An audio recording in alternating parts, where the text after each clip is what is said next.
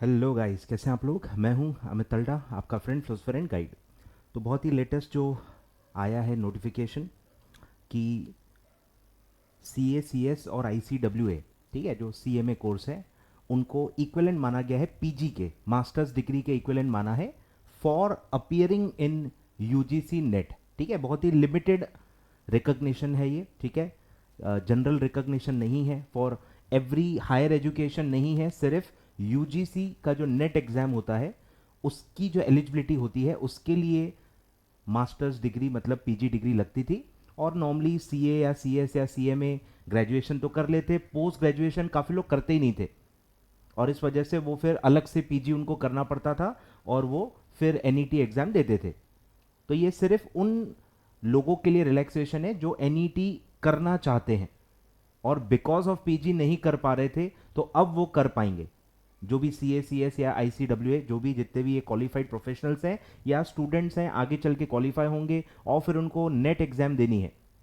तो an exam basically क्या होती है, कॉलेज और यूनिवर्सिटी में अगर आप प्रोफेसरशिप चाहते हो, असिस्टेंट प्रोफेसरशिप, और उसमें नेट एग्जाम मतलब पास करना ज़रूरी होता है, तभी आप उसमें जा सकते हो। तो ये उसके लिए है। ठीक है, तो बहुत ही लिमिटेड बेनिफिट है जो मिला है, सिर्फ यूजीसी नेट एग्जाम के लिए दिया गया है, जनरल रिकॉग्निशन नहीं है।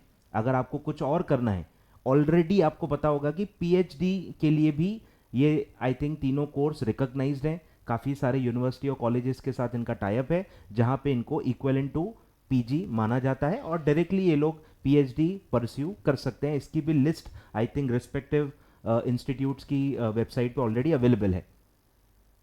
ठीक है, तो पीएचडी के लिए ऑलरेडी रिकॉग्नाइज थी, अब यूजीसी नेट के लिए भी रिकॉग्नाइज्ड है, और धीरे धीरे करके ये तीनों इंस्टीट्यूट्स अलग अलग जगह कोशिश कर रहे हैं कि एक एक करके जहाँ जहाँ पीजी डिग्री लगती है फॉर हायर एजुकेशन वहाँ पे न लगे।